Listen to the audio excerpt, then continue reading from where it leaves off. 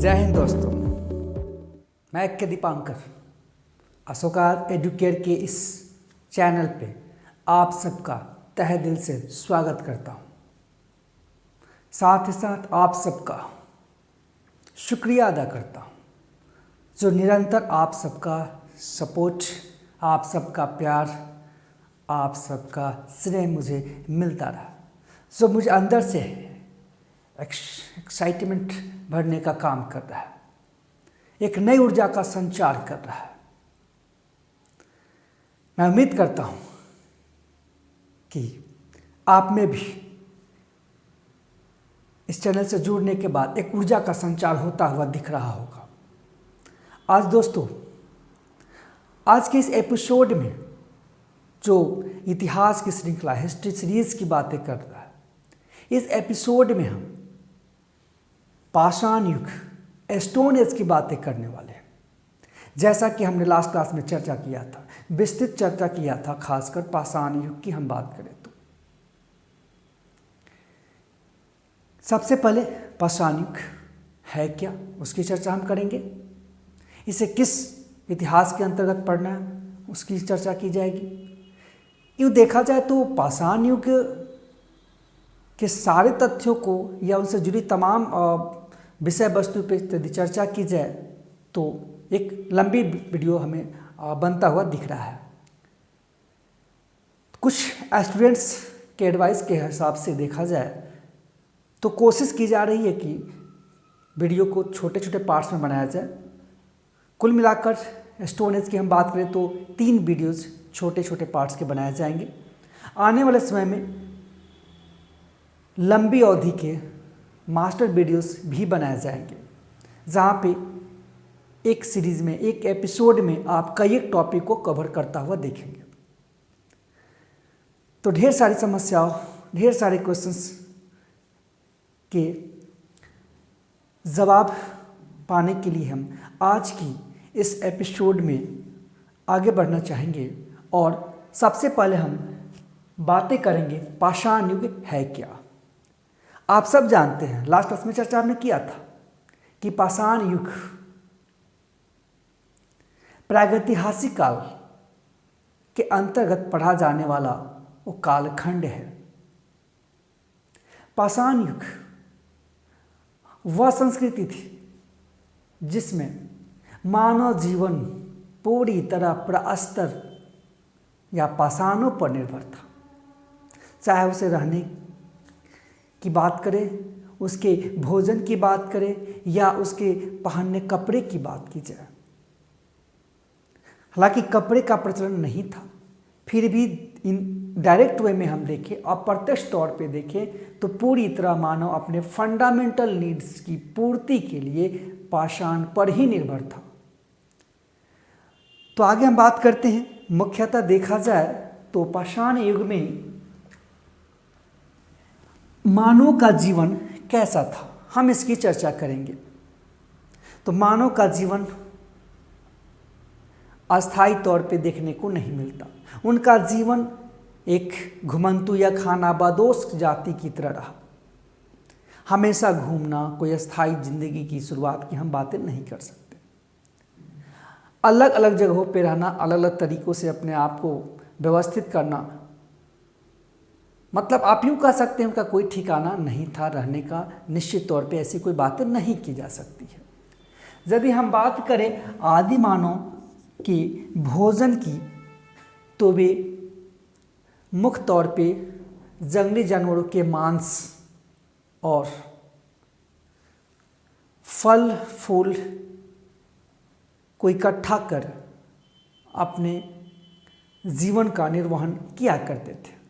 आप यूँ कह सकते हैं कि पाषाण काल के मानव की हम बात करें तो मुख्य तौर पे यदि हम पाषाण काल की प्रथम भाग, पूरा पाषाण काल की बात करें तो मानव का जीवन भोजक, संग्राहक और आखेटक के रूप में हमें देखने को मिलता है। पाषाण युग को विस्तृत रूप से समझने के लिए इसे 3 भागों में वर्गीकृत किया गया, जिसमें पहला भाग हम देखते हैं पूरा पाषाण काल Paleolithic age second part Mesolithic age, मध्य पाषाण काल, और नवपाषाण काल, नियोलिथिक एज। आज जो चर्चा का विषय होगा वह मुख्य तौर पे पूरा पाषाण काल होगा। पूरा पाषाण काल की भी हम बात करें तो यह अपने आप में बहुत बड़ी स्टोरी को सहेज के रखे हुए है। सबसे लंबी अवधि का यह काल हमें देखने को मिलता है जिसे पूरा पाषाण काल कहते हैं। पूरा पाषाण काल अपने आप में इतना बड़ा विषय वस्तु बन जाती है कि उसे समझने के लिए भी हमें इसे मुख्यतः 3 भागों में वर्गीकृत करना पड़ता है, जिसे निम्न पुरा पाषाण काल, मध्य पुरा पाषाण काल और उच्च पुरा पाषाण काल के रूप में जाना जाता है। एक बार फिर से मैं बताना चाहूँगा कि पूरा पाषाण काल को समझने के लिए या सुविधाजनक बनाने के लिए उसे 3 वर्गों में वर्गीकृत किया गया। पहले हम बात करें तो निम्न पुरा पाषाण काल, जिसे लोअर पैलियोलिथिक एज कहा जाता है। सेकेंड पार्ट की बात करें तो मिडिल पैलियोलिथिक एज, और तीसरे फेज की हम बात करें तो उसे कहा जाता है अपर पैलियोलिथिक एज। हम यहाँ पे देखेंगे किस तरह मानव जीवन अपनी स्थितियों में परिवर्तन करता है। हम उस कहानी को समझने का प्रयास करेंगे। हम बातें करते हैं यहाँ पे सबसे खास बातें।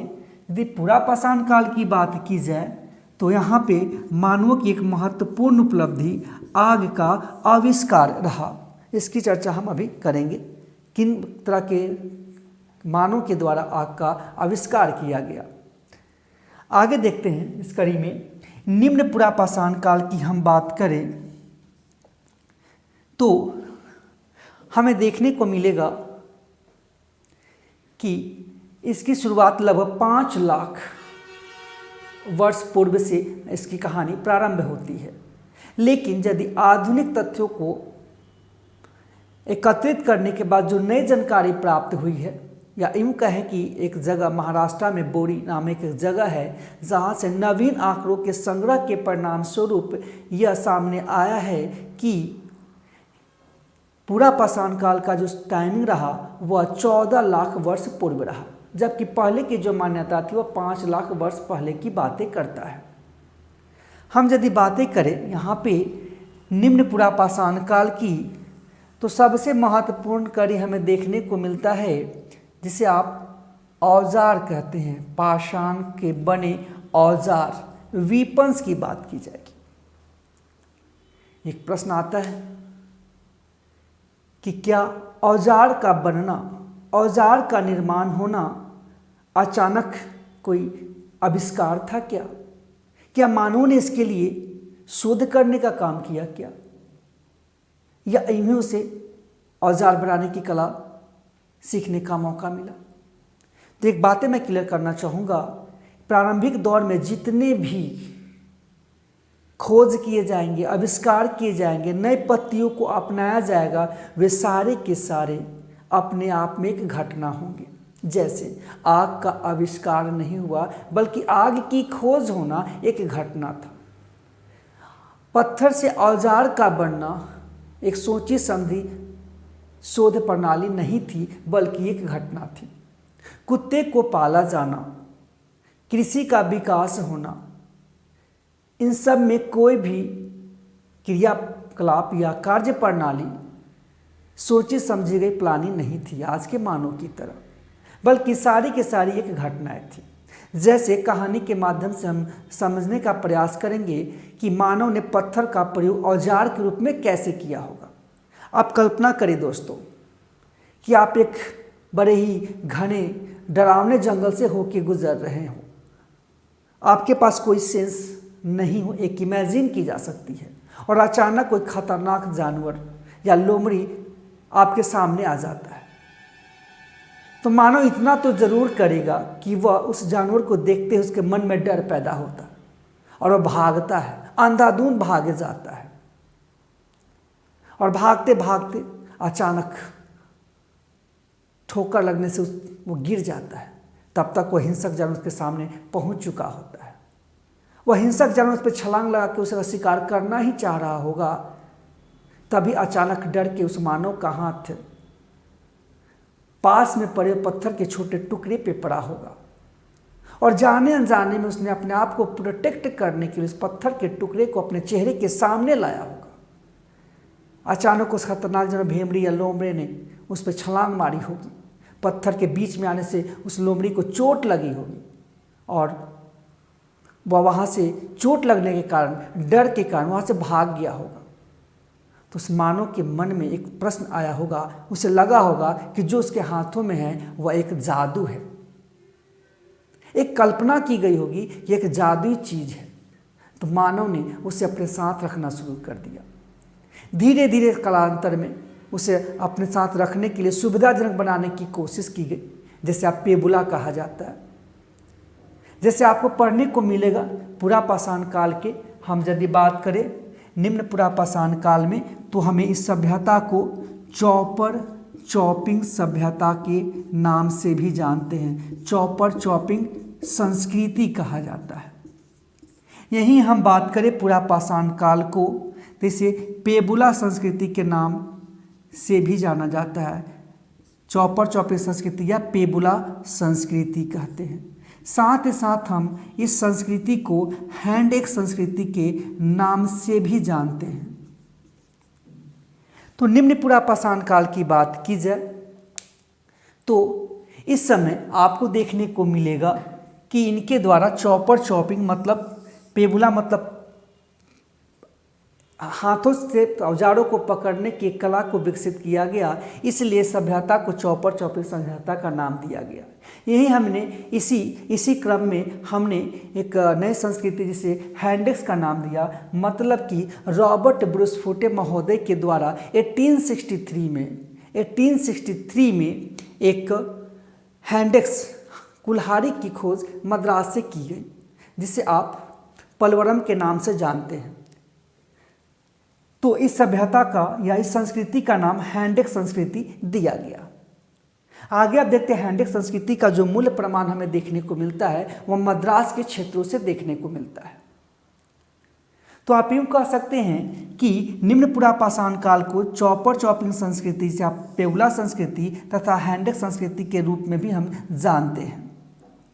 यही यदि बात की जाए कि मानवों ने यहाँ पे औजार बनाने के लिए जिस पत्थर का प्रयोग किया, उस पत्थर को हम क्वार्टजाइट पत्थर के रूप में जानते हैं। क्वार्टजाइट पत्थर के रूप में जाना जाता है। यदि हम बात करें कि इसी क्रम में जो हथियार बनाए गए, तो हमें इससे पहले थोड़ा सा और हमें पीछे आकर देखना होगा कि मानवों का जो विकास हो रहा था वह धीरे धीरे नर बानर से मनुष्य की ओर उनका विकास होना प्रारंभ हो चुका था और मानव के रूप में पाए जाने वाले आदि मानव को होमो हैबिलिस के नाम से जाना जाने लगा। इसी कड़ी में हम आगे देखें तो पता चलेगा इसका रूपांतरित या आप यूँ कह सकते हैं विकसित रूप होमो इरेक्टस के नाम से जाना गया। और होमो इरेक्टस के बाद की हम बात करें तो अगला जो इसका न्यू जनरेशन हमें देखने को मिलता है उसे होमो सेपियंस कहा गया। यदि होमो हैबिलिस की बात की जाए तो यह मानव एक प्रकार का कारीगर मानव था। कारीगर मानव आप कह सकते हैं, मतलब ये कि यह मानव हाथों से कुछ काम करने के लायक बन चुका था। वहीं यदि होमो इरेक्टस की बात करें तो यह वह मानव था जो सीधे खड़ा होकर चल सकता था।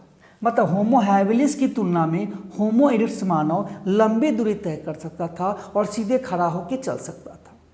तो हमें याद रखना है दोस्तों कि हथियार बनाने की जो कला की बात की जाती है मुख्य तौर पे होमो हैबिलिस के समय से शुरू हो जाती है और होमो इरेक्टस मानव के द्वारा हथियार को पूर्ण रूप से बनाया जाएगा। साथ ही साथ इन्हीं के द्वारा आग का आविष्कार कर सकते हैं या आग की उत्पत्ति की घटना हमें देखने को मिलती है।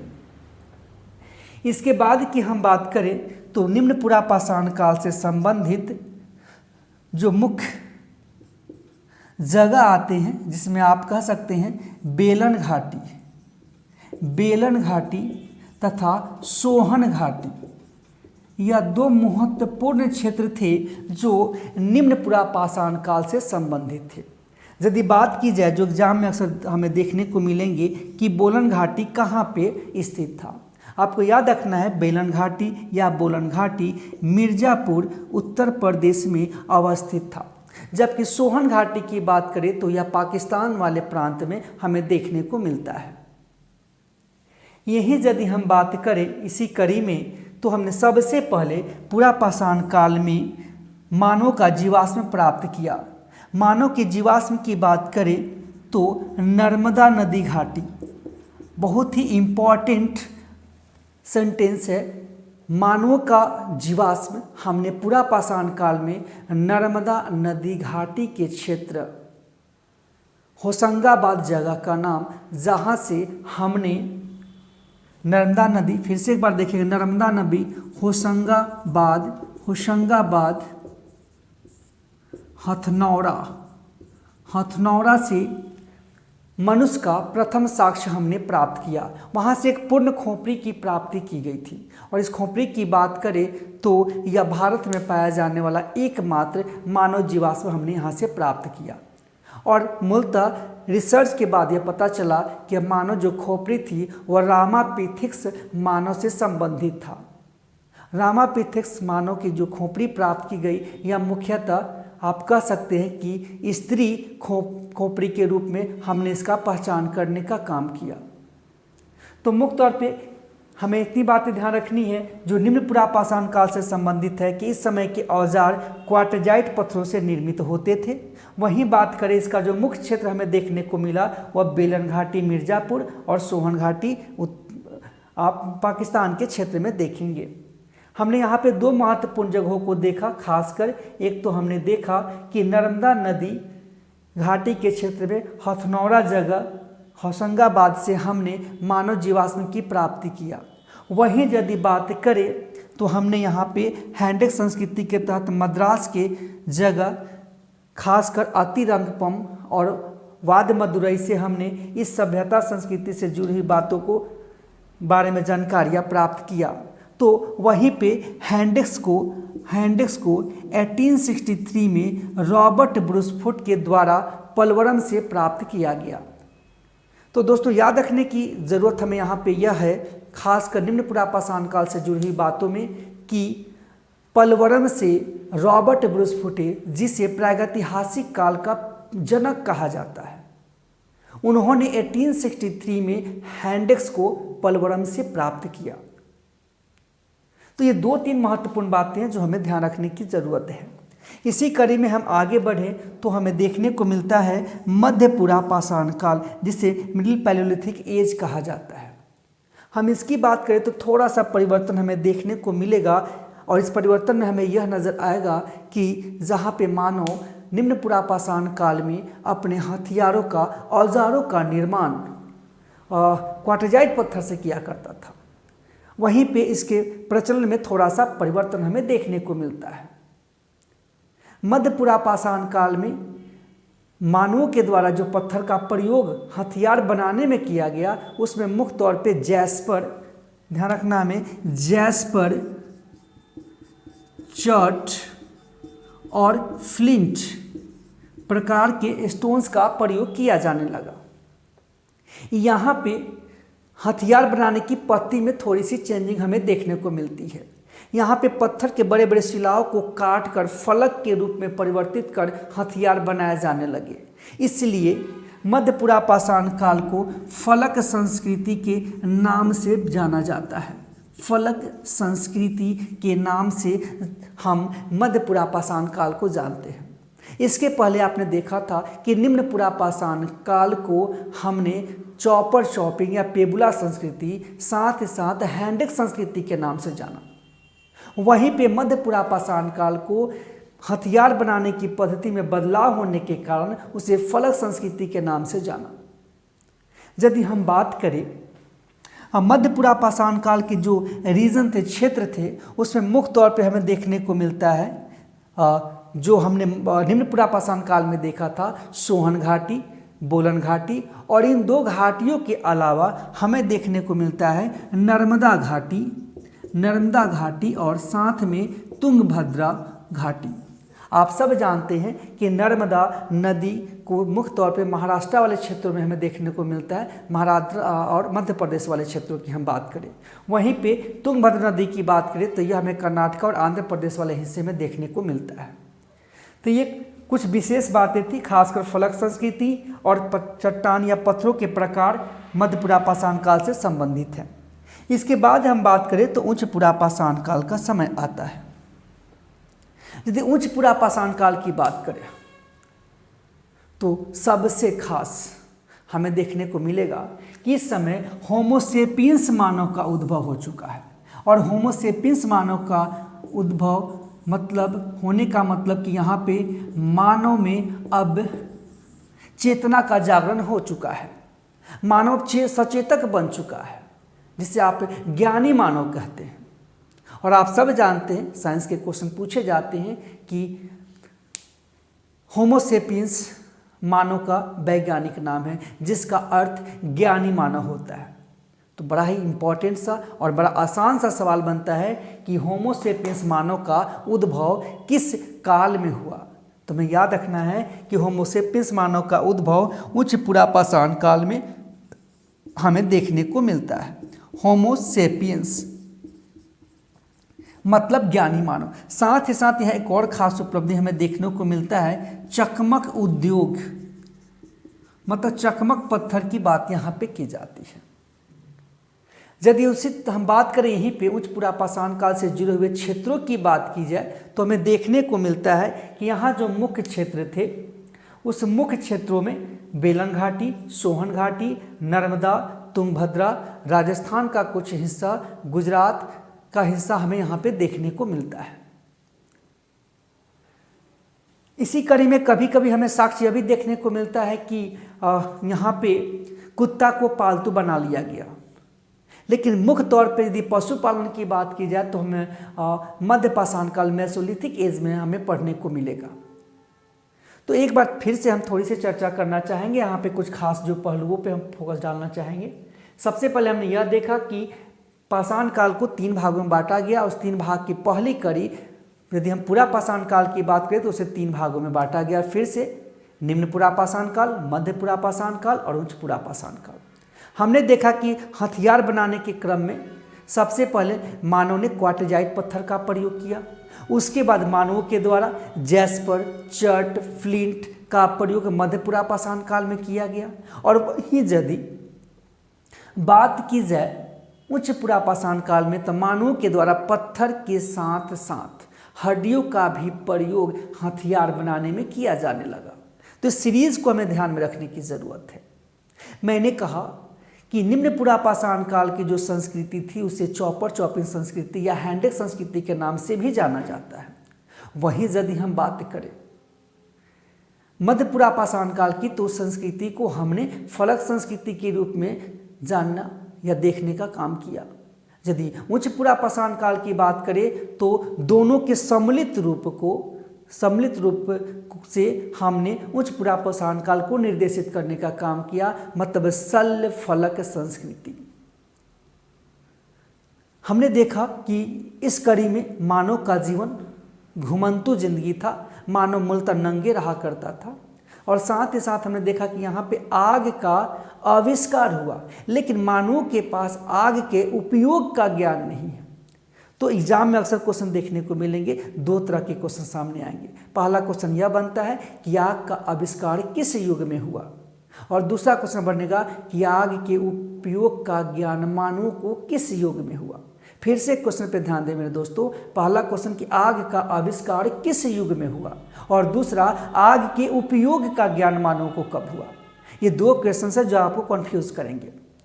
तो बिल्कुल अपने विजन को क्लियर रखें आप कि आग का आविष्कार पुरापाषाण काल की देन है, जबकि आग के प्रयोग के ज्ञान हमने नवपाषाण काल में सीखा। इसी कड़ी में एक बात और करना चाहूँगा, जैसे बात की जाए कि मानवों ने पहनने के लिए वस्त्र का प्रयोग किया नहीं किया, वे नंगे रहते थे, तो क्या उनमें शर्म हया नहीं होगी। एक बात ध्यान रखेंगे दोस्तों कि मानवों ने कपड़े का प्रयोग या कपड़े के प्रयोग की बात की जाए तो उस समय जानवरों के छाल या पैरों की जानवरों के चमड़े और पैरों की पत्तियों या पैरों की छाल से अपने तन को ढकने का काम करते थे। तो प्रश्न आता है, क्या मानव में लज्जा आई थी जिसके परिणाम से उन्होंने कपड़ा पहनना या जंगली जानवरों के चमड़े का प्रयोग करना शुरू किया? बिल्कुल नहीं दोस्तों, क्योंकि मानव उस समय उतना ज़्यादा सेंसिबल नहीं था। वे जंगली झाड़ियों से गुजरने के दौरान या विभिन्न प्रकार के देखा जाए छोटे मोटे संकटों से बचने के लिए, अपने सॉफ्ट पार्ट को सुरक्षित करने के लिए उनके द्वारा कपड़े के रूप में जंगली जानवरों के चमड़े और पत्तियों और पैरों के छाल का प्रयोग किया जाने लगा। तो ये एक आप देखें तो एग्जाम के दृष्टिकोण से, खासकर यूजीसी नेट और पीसीएस एग्जाम की हम बात करें तो स्टूडेंट्स को विशेष ध्यान देने की ज़रूरत होगी कि यहाँ से कौन कौन सी खास बातों को हमने कलेक्ट किया। तो आज की क्लास में हमने दोस्तों सीखा या जानने का अवसर मिला कि पूरा पाषाण काल से संबंधित कौन कौन से फैक्चुअल बातें थी। इसके बाद की एपिसोड में हम जानेंगे कि मध्य पाषाण काल में कौन कौन सी मुख्य घटनाएं घटी और साथ में नव पाषाण काल मध्य पाषाण काल से कैसे परिवर्तित होता है। इसकी कहानी हम अगले एपिसोड में देखेंगे। तो आज के लिए बस इतना ही दोस्तों, मिलते हैं अगले क्लास में। जय हिंद दोस्तों।